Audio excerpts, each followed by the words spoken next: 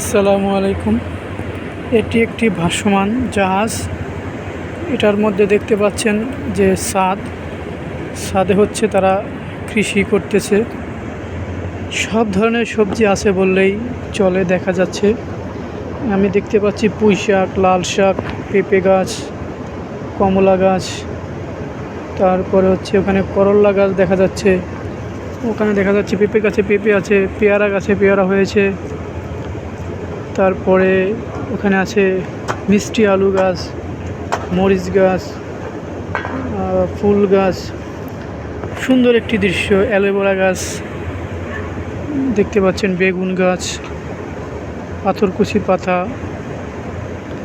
নানান ধরনের সবজি, ফলমূল এখানে রয়েছে। এটি একটি ভালো আইডিয়া।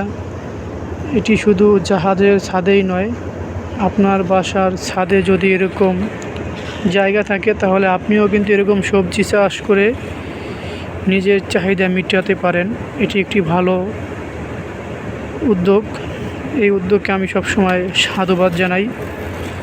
কৃষি আসলে পরিশ্রমের বিষয়, তবে এটি করতে পারলে খুব ভালো।